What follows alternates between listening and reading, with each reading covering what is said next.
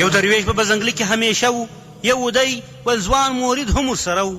ورسره نه و د دې دنیا غمونه، نو به تل د پاک الله کول ذکرونه.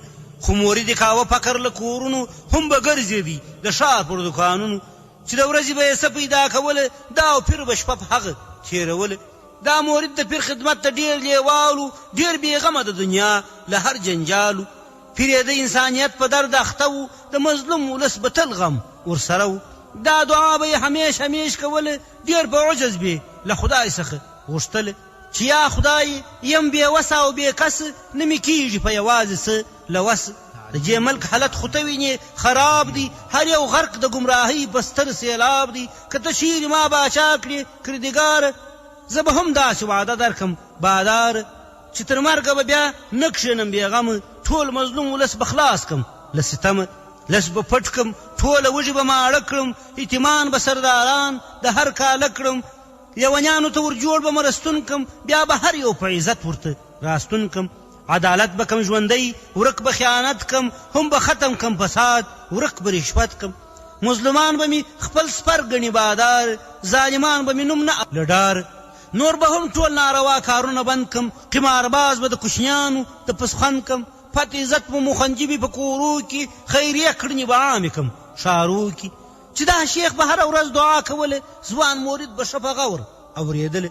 باوري و چې دعا د پیر قبلیږي، نو هغه ورځ به زما هم کار سمیږي. زما به هم ورسره سم سي ټول کارونه، وي به هلته د خدای رنګ رنګ نعمتونه. خو اونۍ میاشتې کلونه تېرېدله، لا د ده د پیر دعا نه قبلېدله. شیخ بوډا سو، نور یې ختمه زندګي سوه، خو د ځوان مورید د عمر ټاف ځواني سوه. پر مورید په تشویشونو ورځ تېرېږي، چې د پیر دعا مې ولې نه قبلېږي. د مورید په عقیده کې ورځ تر بلې انحراف منفي بدلون راکوي، چې ولې پیر مې زوړ د خو دعا یې نه قبلېږي، عقیده یې ورځ تر بلې خرابېږي. خو چې هر وخت به یې شیخ دعا کوله، دی یې هېڅ هم لرې نه تلي له بغله. ده به اورېدل چې پیر به په کوم خواستو، بس وسنګ ته به د پیر مبارک ناستو. خو آخر یې له بغل څخه جلا سو، خپله دی و پاک الله ته په دعا سو. پیر به هېڅ د ده دعا نه اورېدله، بس کرار به دا دعا کوله. زما شیخ دی نور زوړ سوی، یا خالق نور یې رزق پر خلاصېدو دی، یا رازق د وجود وریښتان یې ټوله دي سپین سوي، بل یې سترګې دي پر مخ کمزوري سوي. هغه نور ساري تر قبر پورې لاره، هم وتلي یې غاښونه دي بادار. پیر مې ډېرې دعاګانې تا ته وکړي، لاکن خدای هغه تا قبولې نه کړي. که دې خوښ نه دی چې دی د ملک باچا کړي، نو الهي دا شاهي و ماته راکړي. که چې زه چیرې باچا کړم سبحان، زه به دا وعده کوم، مهماته ګلاره به خلاف زما له پیر، ځان به باسم د ده له دې زنځیره. نو به هر بېوزلي لا بېوزله کړم، بېچاره کسان به نور هم ربړوم. هر مظلوم به نور مظلوم کمه بادار، ښه پالم به هغه غله چې نیسي لار. عزتمن کسان به ټول کم بې عزت، معزز به زما په امر سي بې پت. هر فاسق قاتل به کړم واکدار، دا به کېږي که واکمن سوم کردګار. خامخا به پوره خدای دا وعده کړم، خاینان او غله به ټول حمایه کړم. چې مورید به دا دعا کله کوله، د پیر یا شیخ به هېڅ نه اورېدله. اخر څنګ ته ورنږدې د خپل مرشد سو، په دې کار کې مورید ډېر متشدد سو. چې کوم وخت به مرشد پورته کړ لاسونه، له الله به یې کول تکرار خواستونه. شیخ چې واورېدې د ده چټي غوښتنې ور په آواز سو، بس یې ستوني په وهلو د مورید سو بیخي ستړی. خو پر شا یې له دعا نه کړي زوی مړي. خو بیا هم چې به یې پیر شروع دعا کړه، ده به هم دعا را پیل په ژړا کړه. یو خو دې مورید دعا نه پرېښولې، په وهلو یې هم خوا نه بدولې. د دنیا ژوند یې و مخ ته ځي روان دی، که مورید دی که یې شیخ په خواست هر آن دی. چې یو دم هلته په ښار کې مړ باچا سو، غږ یې خپور د ټوله ملک پر شاوخوا سو. تر مرګ وروسته یې شروع قتل و قتال سو، پر چوکۍ یې د دوو درو کسو جنجال سو.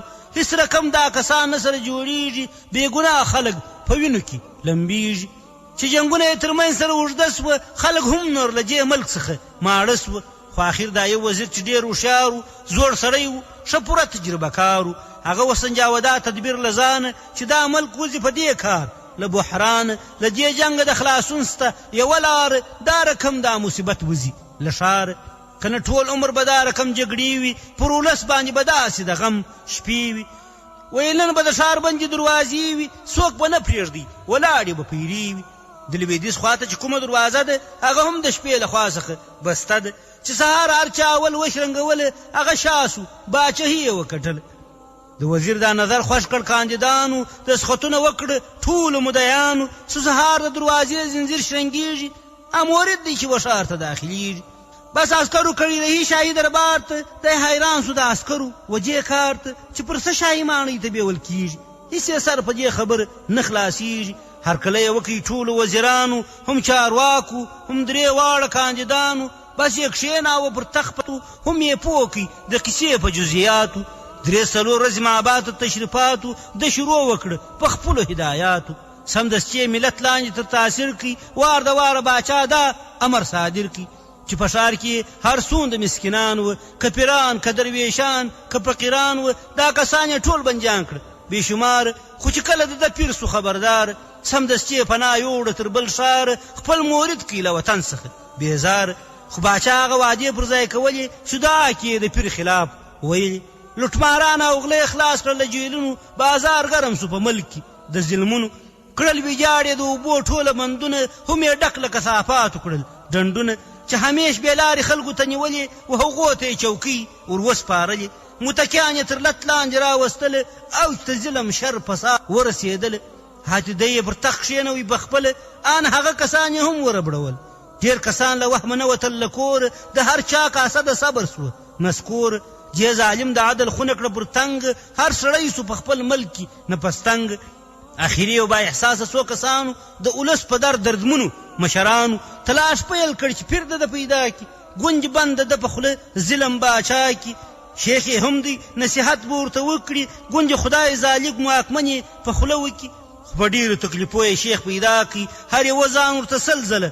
فدا کړي چې کومک را سره وکړه محترمه مور به ستا په مرسته خلاص وو له دې غمه ستا شاګرد خو موږ له ژوند وکړو بېزاره اوس به ته یو ځل ورځې د خدای لپاره ستا لوری به پر موږ ظلمونه کم سي ستا مورد دی ګونج ستا په خبر سم سي پیر له وهمه خپل مورد ته تللی نسي پر هغه خوا هېڅ جرأت کولی نسي خو د دې زارۍ مجبوره کړي روان سو چې حاضر کله حضور ته د سلطان سو چې روغبر یې سره وکړي یو له بله و واکمن ته چیر هر څه ور یادېدل ورته ویې ویل ای زما پخوانی پیر څه شی غواړي چې یې کړم درته حاضره بوډا پیر په رېږدېدلي غږ ویله ځان ته شی له تا نه غواړم هېڅکله صرف دا ستا پر ولس غواړم در سره هم تا خپور کړی دی پر ټوله ملت وهم ته د واک نشې مست کړي یې زوی مړې سابقه یې در سره ټوله هېره کړي تو خو هلته یو مجهول غوندې انسان وي چې به هره ورځ و فکر ته روان وي خدای په یاد کړه ګوره دا هر څه فاني دي باید پیل کې تر مرګ مخکې نیکي دي دې ولس باندې بس نور رحم شروع کړه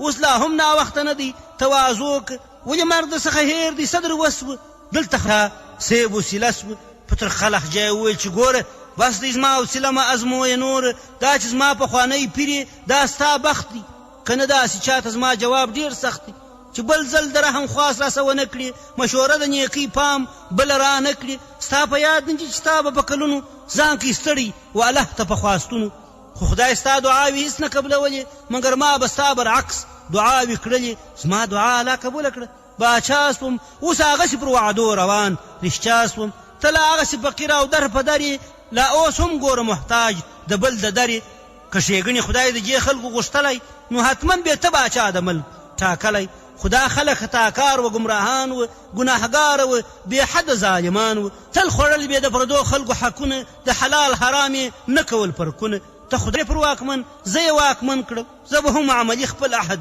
اتمن کړم زه به خپل پروګرام داسې مخته وړم کړی عهد او وعده پوره کوم پیر حیران د خبرو ته وتللی هم پښیمانه و چې ولې دی راغلی ویل ګرانه بالکل ستا خبر ده سم دی یو خدای سي خلاصولی له دې غمه دا هر څه یې خپل عمل دی چې غبرګېږي چې ظلمونه شپه او ورځ ورباندې کېږي سرکشان چې له خالقه کوم کسان وي په خپل منځ کې یو تر بله ظالمان وي په کسبونو کې کوي تل خیانتونه حرام کړي وي پاک تجارتونه تل یې حق باندې وي سترګې پټې کړي له 5 وخته لمنځو وي همیش ستړي انساني مینه یې تللې وي له زړونو نه یې خیر و خیرات وځي له کورونو حلوکان یې ټول د ښځو په مزاج وي دې ستري ورپکښې یو مخې رواج وي عباداتو ته یې شاوي ګرځولې همیشه یې وي وغلا تملا تړلي په ښه شوق کړي یو تر بله غیبتونه هم یې تل له فسقه ډک وي مجلسونه په کورونو کې یې کلب د خدای کلام وي او شراب زنا رشوت ورپکې عام وي